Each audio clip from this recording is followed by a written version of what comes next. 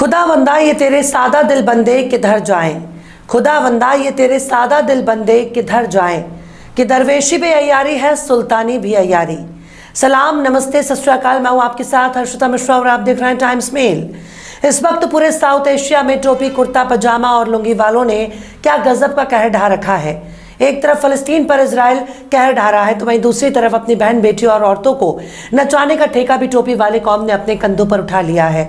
यूं समझ लीजिए कि आज अगर कलमा पढ़ने वालों से कह दिया कि तुमको 1 लाख रुपया मिलेगा, बस तुमको अपने कलमे में इनकार करना है, तो शायद ही कोई गली कूचा इलाका और मोहल्ला बाकी होगा जहां पैर रखने के लिए जगह मिल जाए। आज के हालत को देखकर ऐसा लगता है कि शायद चंद लोग ही बचे होंगे जो खुद को मुसलमान कहेंगे। लेकिन हम ऐसा क्यों कह रहे हैं? दुनिया की एक ऐसी कौम जिसने नस्लवाद का खात्मा कर दिया, जिसने तमाम इंसानों को एक बराबर माना, जिसने औरतों, बच्चों और बुजुर्गों को उनका हक दे दिया, जिस कौम ने गुलामों और लौंडियों के माथे से रखेल का ठप्पा मिटाकर उनको बीवी बना दिया, जिस कौम ने आंख खुलने से लेकर हमेशा के लिए आंख बंद होने तक कायदे कानून और सलीका सिखा दिया, जिस कौम ने खाना खाने से लेकर गुस्ल तक और बैतुल खुला में दाखिल होने तक बाकायदा दुआ, आयात और सलीका सिखाया, उस कौम की हालत हिंदुस्तान, पाकिस्तान और बांग्लादेश में इतनी बदतर क्यों है? क्या मुसलमानों ने मोहम्मद को छोड़ दिया या फिर रब्बे कायनात ने ही इनसे मुंह फेर लिया है? जिस कौम की गरीबी और लाचारी की हालत आज़ाद भारत में बदनुमा दाग बन चुका हो, उस कौम को कमर हिलाने से ही फुर्सत नहीं मिल रही है। जो कौम एक दिन के मुशायरे के लिए लाखों रुपए पानी की तरह बहाने में यकीन रखती हो, उसे स्कूल की क्या ज़रूरत, उसे कॉलेज की क्या ज़रूरत, उस कौम को यूनिवर्सिटी की क्या ज़रूरत? पर नहीं साहब, बिल्कुल नहीं। स्कूल, कॉलेज, यूनिवर्सिटी ये सब फालतू लोगों के काम है। गुटखाबाज कौम को स्कूल, कॉलेज और यूनिवर्सिटी की ज़रूरत नहीं, बल्कि इनको बियर बार, कसिनो और डिस्को बार की ज़रूरत है। जो कौम अपनी बहन बेटियों के हिजाब और दुपट्टे की हिफाजत नहीं कर सकती, उस कौम से क्या ही उम्मीद की जाए? कम से कम मुसलमानों को इकट्ठा होकर अपना स्कूल और हॉस्पिटल ही खोल लेना चाहिए। एक तो ऐसे ही अपने बच्चों को स्कूल भेजने से ये लोग 13-22 करते हैं। हिजाब के विरोध होने के बाद इन्होंने लड़कियों को स्कूल भेजना ही बंद कर दिया। अगर इतने जज्बात भड़क रहे हैं तो चंदा इकट्ठा करके स्कूल बना लीजिए, अपने बच्चों को टीचर और प्रोफेसर बनाइए। अपने बच्चों के लिए हर इलाके में ना सही कम से कम कई गांवों का चंदा इकट्ठा करके एक हॉस्पिटल और एक स्कूल तो खोल ही सकते हैं। पर कुछ करने के लिए हौसले की ज़रूरत है। ऐसे 420 लोगों ने चंदा वसूल कर दौलत इकट्ठी कर रखी है, जो खुद को कल तक कौम का खादिम कहते थे। जो कौम शेरो शायरी और मुशायरे की महफिल सजाने के लिए खुद को कुर्बान करने के लिए तैयार हो जाती है, खुद को बेचने पर तुल जाती है, वाकई उस कौम के पास खोने के लिए और कुर्बान करने के लिए कोई कमी नहीं है। हमारा पड़ोसी देश पाकिस्तान तो टूरिस्ट वीज़ा लेकर सऊदी अरब में भिखारी बनकर पैसे वसूलता है। मतलब कि हम मुसलमानों की बात कर रहे हैं, किसी यहूदी की नहीं। भारत में मुसलमान तो खुद को बर्बाद करने पर तुला है। आखिर क्यों लात जूते खाने के लिए तैयार बैठे हैं दक्षिण एशिया के मुसलमान? आखिर क्यों हर जगह से दुत्कार कर भगाए जा रहे हैं मुसलमान? आखिर क्यों मुसलमान ही हो रहे हैं मुसलमान से परेशान? बताएंगे आपको और भी बहुत कुछ। लेकिन आप अगर हमारे चैनल पर नए हैं और पहली बार हमारी वीडियो को देख रहे हैं, तो आप हमारे चैनल टाइम्स मेल को सब्सक्राइब कर लें, वीडियो को लाइक कर दें और बेल आइकन का नोटिफिकेशन बटन भी प्रेस कर दें, ताकि बिना देरी हमारी हर खबर आपको मिलती रहे। लौटते हैं आप खबर की तरफ। इस वक्त पूरी दुनिया में गजा और फलस्तीनियों को याद किया जा रहा है, पर हमारे साउथ एशिया में क्या गजब की नौटंकी देखने को मिल रही है। खासकर हिंदुस्तान, पाकिस्तान और बांग्लादेश का मुसलमान ऐसे रास्ते पर चल पड़ा है जिसका कोई मंजिल ही नहीं है।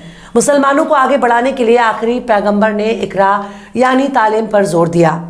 हर मुसलमान को तालीम हासिल करना बिल्कुल ज़रूरी कर दिया, यानी मुसलमान को हर हाल में शिक्षा हासिल करना अनिवार्य हो गया।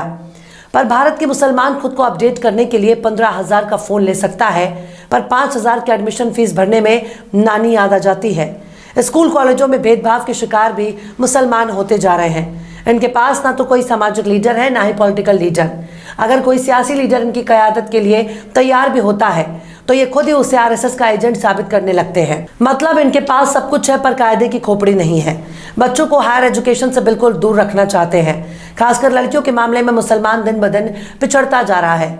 ये एकजुट होकर दरगाह बनाने के लिए पैसा इकट्ठा कर सकते हैं, एकजुट होकर कव्वाली के लिए चंदा वसूल कर सकते हैं, एकजुट होकर मुशायरे के लिए चंदा बटोर सकते हैं, एकजुट होकर महज एक रात के लिए बड़े शायर को बुलाने के लिए 5 लाख का चंदा इकट्ठा कर सकते हैं, पर एकजुट होकर खुद के लिए स्कूल, कॉलेज, यूनिवर्सिटी बनाने के लिए पैसा इकट्ठा नहीं कर सकते। फिरका परस्ती के नाम पर आपस में लड़ाने वाले मौलाना की तकरीर के लिए इनके पास पैसा है, पर अपने बच्चों को पढ़ाने के लिए ना तो इनके पास पैसा है, ना ही हौसला। एक फर्जी मुकदमा अगर पड़ोसी पर दर्ज हो जाता है तो हफ्तों तक मोहल्ले वाले उसके घर की तरफ नजर उठाकर भी नहीं देखते।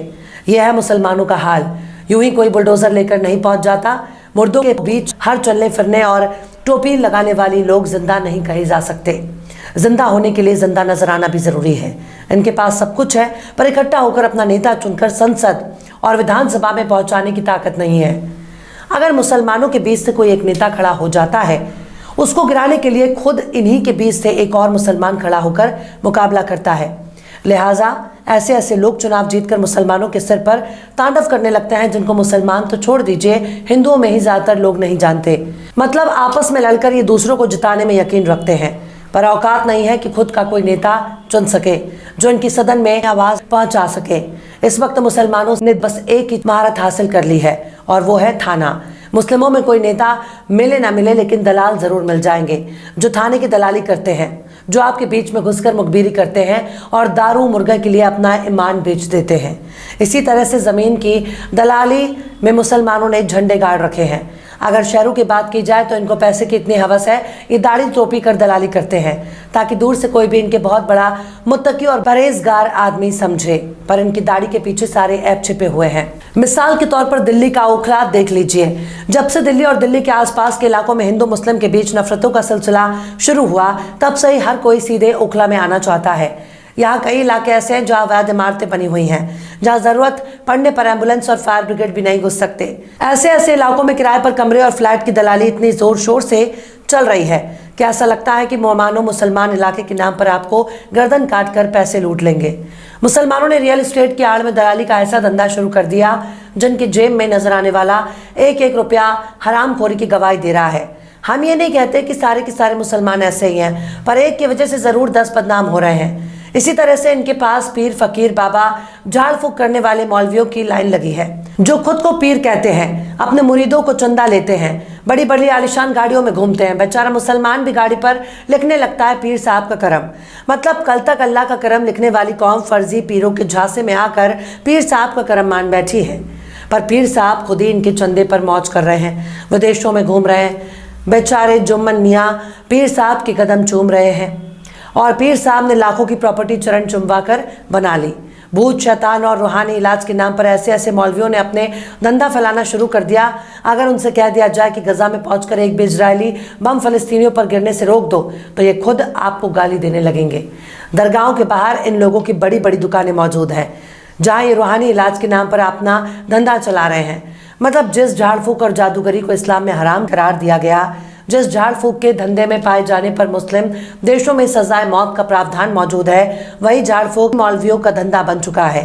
झाड़ फूक के नाम पर ये लोग जिन्नातों को अपने वश में करने का दावा करते हैं, पड़ोसी को पड़ोसी का दुश्मन बना देते हैं, भाई को भाई के जानी दुश्मन बना देते हैं, यहाँ तक कि उस भूत प्रेत के नाम पर अंधविश्वास फैलाते हैं जिसका कोई वजूद ही नहीं है। इन मौलवियों का दावा होता है कि जो लोग मर जाते हैं उनकी आत्मा इनके वश में होती है और ये उसके जरिए कुछ भी कर सकते हैं। पर अगर इनके पास इतनी ताकत है तो इजराइल जाओ और नेतन्याहू का डायपर निकाल कर लाओ। अगर इनमें इतनी ताकत मौजूद है तो जो बाइडेन से छैया छैया गाने पर डांस करके दिखवाओ। पर यकीन मानिए, अगर मुसलमान दीन दुनिया के इल्म से बिल्कुल अनजान रहेगा तो उनके साथ ऐसा ही होगा। मुसलमान चुपचाप खुद का स्कूल, कॉलेज, यूनिवर्सिटी, यहाँ तक कि हॉस्पिटल भी बना सकते हैं, पर इसके लिए मुशायरे से दूरी बनानी पड़ेगी। लाखों रुपए लेकर एक रात के लिए शायरी करने वाले भाड़े के शायर कभी आपके नेता नहीं बन सकते। पीर मौलवियों और तकरीर करने वाले मौलानाओं के पीछे पैसे बर्बाद करने से अच्छा है कि खुद के लिए स्कूल तैयार करो, अपने बच्चों को बड़े से बड़ा कारोबारी बनाओ, वरना आपकी औकात केवल सरकारी फाइलों में कैद हो जाएगी। इसलिए दहेज के पीछे मत भागो, पहला वाला प्यार के चक्कर में मत भागो, इश्क मोहब्बत की पैतरेबाजी में मत फंसिए, अपनी मंजिल की तरफ दौड़ लगाओ, वरना तुम्हारी आने वाली नस्लें तुमको लानत भेजेंगी। बहरहाल चलते चलते आखिर में अल्लामा इकबाल ने भी क्या खूब फरमाया है, तुम में हूरों का कोई चाहने वाला ही नहीं, तुम में हूरों का कोई चाहने वाला ही नहीं, जलवाए तूर तो मौजूद है, मूसा ही नहीं। फिलहाल इस वीडियो में बस इतना ही। ये वीडियो आपको कैसा लगा कमेंट बॉक्स में आप ज़रूर बताइएगा। वीडियो पसंद आए तो लाइक करें, हमारे वीडियो लिंक को फेसबुक, ट्विटर, व्हाट्सएप पर अपने रिश्तेदार, यार, दोस्तों को भी शेयर करें। और बेबाक, निष्पक्ष, स्वतंत्र पत्रकारिता को सपोर्ट करने के लिए आप हमारे चैनल टाइम्स मेल को ज़रूर से सब्सक्राइब करें। और हाँ, बेल आइकन की घंटी वाली बटन भी आप ज़रूर से दबा दें ताकि आपको हमारे आने वाले नए वीडियो की नोटिफिकेशन फ़ौरन ही मिल जाए। फिर मिलता है किसी और वीडियो में एक नई खबर के साथ। हर्षिता मिश्रा को दीजिए इजाज़त। जय हिंद। तो देख लिया आपने हमारे इस वीडियो को। हमें उम्मीद है कि आपने हमारे वीडियो को लाइक किया होगा और दूसरों को भी शेयर किया होगा।